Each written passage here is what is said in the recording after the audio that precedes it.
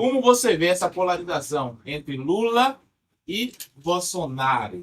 Isso é bom para o Brasil ou mal para o Brasil, essa polarização? São dois pamonha. Temos que superar. O Lula tá velho, não sabe o que tá fazendo lá. O Bolsonaro não tem a menor ideia. O Bolsonaro era um meme na internet, o pai dele, o Jair. Ele era um meme na internet, ficou famoso no Super Pop. E as pessoas elegeram esse cara pra presidente. Ele não tinha ideia do que fazer quando chegou lá. O Lula retornou ao poder depois de ter passado um tempo na cadeia.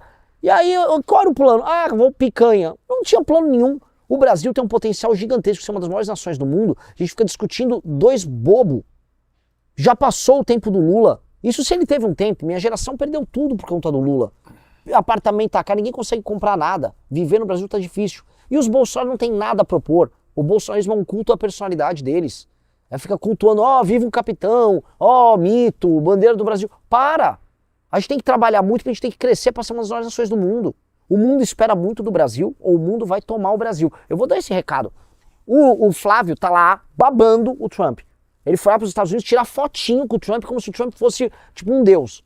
Ele falou que as terras raras do Brasil tem que ajudar muito os Estados Unidos. Isso é ridículo. Já o Lula ficava rodando o mundo defendendo o interesse russo e chinês. Ou seja, ou o Brasil se torna uma nação soberana, ou esses caras entregam ou o Brasil para a China ou o Brasil para os Estados Unidos. Não podemos aceitar isso. O Brasil tem que ter um projeto soberano de Brasil.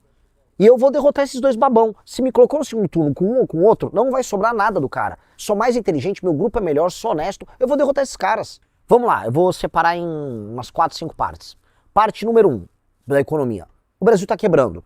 A dívida do Brasil está estourando e eu vou ter que resolver isso fazendo um ajuste fiscal pela área da despesa. Eu vou cortar gasto, e muito gasto. Cortando muito gasto do governo, eu vou permitir que o governo possa pagar suas contas, o mundo veja o Brasil como um país solvente, e aí a taxa de juros, a famosa taxa Selic, vai cair. Com a taxa Selic caindo, você gasta ainda menos, porque os juros e a rolagem da dívida é um dos maiores gastos, serviço da dívida. É um gasto gigantesco no orçamento brasileiro. Depois do gasto primário vem isso aí, e é enorme. Então, baixando isso, tem dois efeitos, né? O Estado ainda gasta menos, e isso permite que aumente o investimento do Estado. O investimento do governo federal é pequenininho, e esse investimento tem que ir todo... Só uma janela, aonde você ia gastar? Investimento ia cortar? Vou dar 6 exemplos aqui dentro dessa parte de gastos. O Brasil precisa de uma nova reforma da Previdência. O Brasil precisa fazer uma desindexação dos aumentos dos gastos na área da aposentadoria do BPC. Hoje eles têm gatilhos automáticos. Não teria ganho real. O ganho real tem que ser dado por um presidente. Vai ser assim.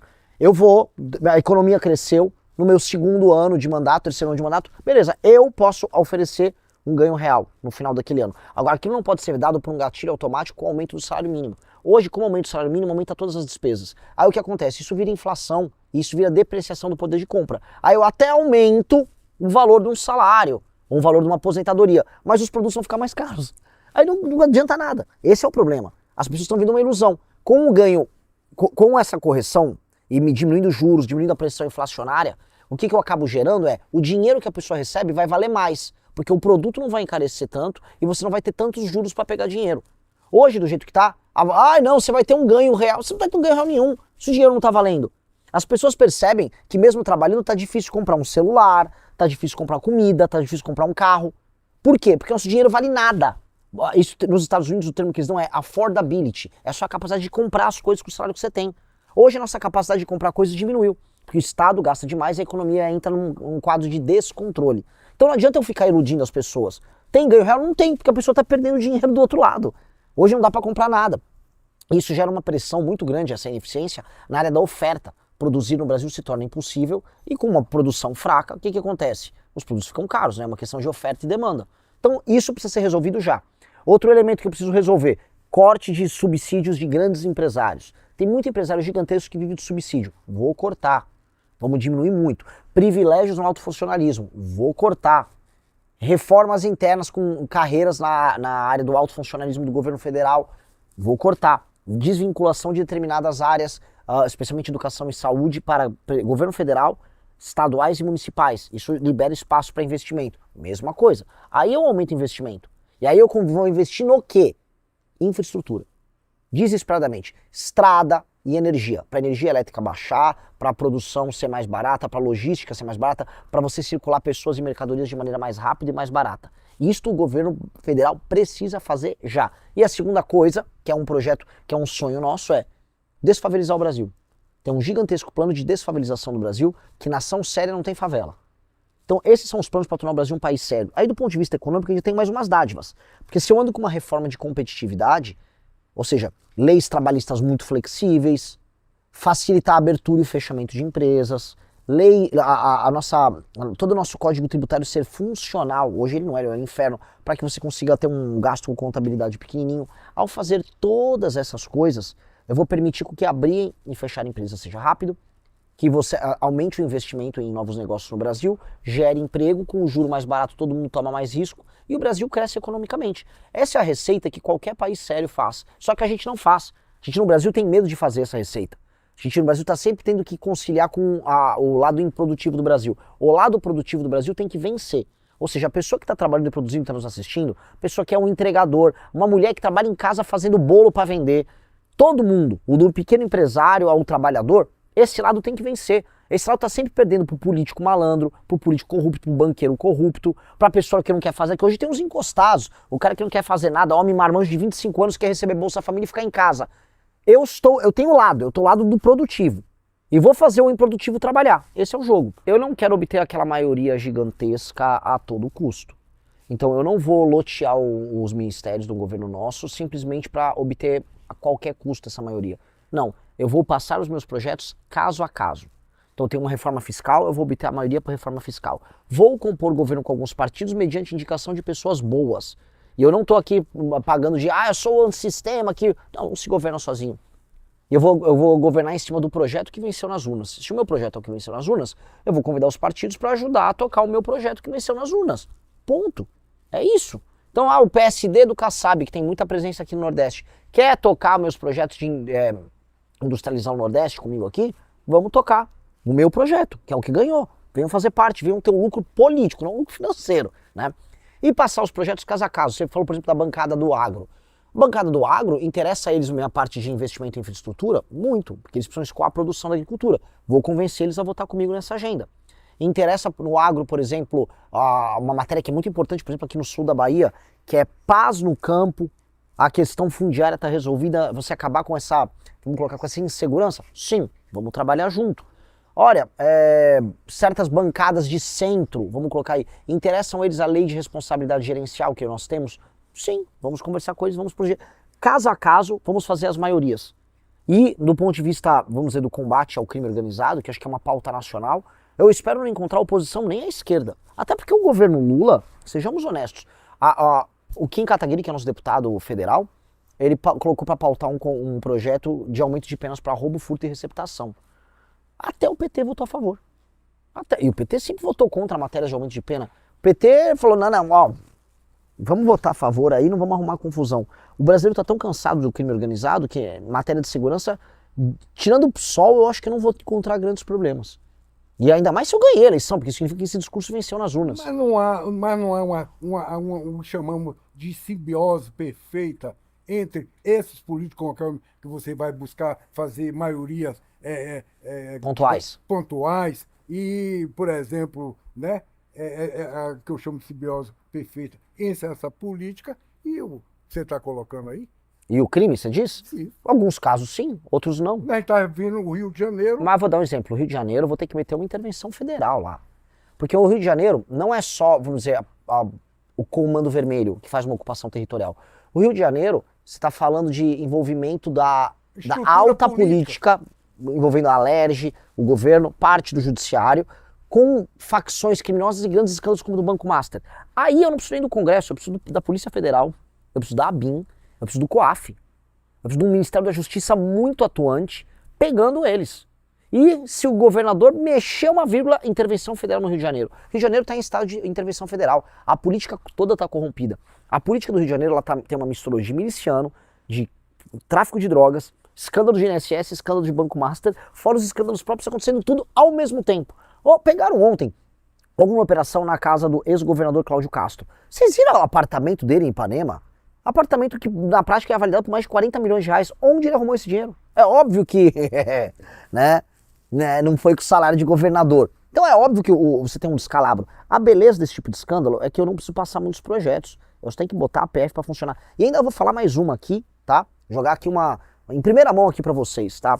Eu topo me aliar com membros do STF que já estão investigando outros crimes de corrupção. Por exemplo, conversar de maneira muito republicana, abertamente, com o ministro Flávio Dino, que está com os casos dos desvios de emenda do orçamento secreto, para pegar político do centrão vagabundo. Ora, teria problema nenhum, ministro, a Polícia Federal está à disposição, é do meu interesse que político que está preso com um esquema de rachadinha, prefeito que se envolve com esquema de desvio de emenda e compra de votos, é que tem os da rachadinha também, né? Pegue todos. Que é do meu interesse que você os fiscalize, a Polícia Federal está à disposição. É do meu interesse que pegue os escândalos envolvendo orçamento secreto. Que é um absurdo que o Congresso Nacional funcione dessa maneira. O fato de eu não ter rabo preso com ninguém me permite que eu converse com um ministro nomeado pelo Lula e que eu converse com gente da direita numa boa. Você traz agora sobre a questão de desfavelizar o Brasil. Como você vai fazer isso e o que é essa desfavelização? A desfavelização é criar infraestrutura de moradia urbana para que pessoas que moram nessas comunidades. As favelas, elas congregam os piores índices em praticamente tudo. O crime organizado fica nas favelas. O desempenho das crianças das favelas é pior do que das crianças fora das favelas. Taxa de gravidez na adolescência nas favelas é muito maior. Portanto, quando a gente fica vendo na TV, né, as novelas, glamorizando, a favela é legal, ou propaganda, nosso futebol vem da favela, a gente está glamorizando o erro. E a gente está fazendo com que pessoas vivam na miséria, controladas pelo crime e sem conseguir ascensão. A favela tem que deixar de existir, ela tem que virar bairro. E existem várias modalidades. Onde você tem uma casa de alvenaria que ela já está mais ou menos constituída, eu tenho que regularizar ela do ponto de vista das normas da prefeitura e aquela pessoa tem que ter o título de propriedade daquela casa, eventualmente até um dia para vender ela. As ruas ao redor delas elas têm que ser arborizadas, você tem que ter segurança pública, você tem que ter saneamento básico, você tem que ter vias de passagem para ambulâncias. Então você vai ter que fazer um processo de reurbanização. Para algumas pessoas você vai ter que derrubar aquelas casas ou aqueles casebres e construir prédios, oferecer para aquelas pessoas essa moradia e essa pessoa passa a ter um título de propriedade, coisa que não existe. Portanto, do ponto de vista econômico, eu vou liberar garantias fiduciárias. Você imagina, na casa de trilhão. Eu estou falando de milhões de propriedades que passam a ter, vamos dizer, a possibilidade de serem utilizados como garantia para qualquer coisa que o proprietário dela queira. Diminuir a extensão territorial de uma favela. Aquela população da Rocinha, se eu verticalizo, aquele espaço abre para eu fazer infraestrutura urbana de escolas, para esporte, praça, para levar empresas, para eu criar zonas econômicas especiais para fazer empresas se inserirem ali e essas pessoas não precisarem se deslocar tanto para arrumar um trabalho. Em resumo, é tratar aquelas pessoas como gente. A China fez muito mais em pouco tempo. A China resolveu infraestrutura urbana para não deixar favelizar as suas principais cidades na casa das centenas de milhões de moradias. Eu estou falando em construir, pelo menos, vamos colocar aqui, 2 milhões de moradias. Não é tanta coisa, é pouco. É pouco. Só que no Brasil fazer qualquer coisa se torna, nossa, é impossível. Mentira, é possível. É que a gente gasta muito mal o nosso dinheiro. O governo federal tem que atuar porque você tem que criar a infraestrutura urbana. Existe um elemento de criação de infraestrutura urbana porque não é possível haver dignidade morando em favela. A pessoa que mora numa favela está morando sem dignidade. E a gente está falando de milhões de brasileiros. E a gente está falando também de um lugar que se torna a fortaleza do crime organizado. Não dá. País sério não tem favela. Se o Brasil quiser ser um país sério, o Brasil não pode ter favela. Veja, o agro brasileiro hoje, as commodities é basicamente a exportação brasileira se limita a soja, milho, certo? Mas quem faz a alimentação, bota na mesa do povo, é a agricultura familiar, né? O agro, inclusive, você sabe que é isento, né? A soja, a Lei Candir, Sim. Você pode... Então, por exemplo, você fala em infraestrutura para o agro, né? Que não tem imposto livre, recebe bacana, para produzir para o mundo, gera receita. E a agricultura familiar, o que é que você pensa sobre isso? Qual a sua ideia? Tudo é agro. Tudo é agro. A agricultura familiar, ela se dá em muitas maneiras. Por exemplo, em Santa Catarina, um conjunto de agricultores familiares formam uma cooperativa. E eles também exportam. Você tem muito agricultor familiar com propriedade média e pequena que se junta nas cooperativas e exporta. E eu acho mais, eu até gravei sobre isso, acho que o Nordeste padece da cultura de cooperativismo que tem no Sul. A gente tem que trazer essa cultura de cooperativismo para cá. Os hortifruti, para a produção que nos cinturões verdes que abastecem as cidades, estão com problema de financiamento, problema de autoendividamento. Eles precisam da ajuda porque eles mantêm a comida mais barata na mesa das pessoas. Tem que haver uma atenção especial para eles.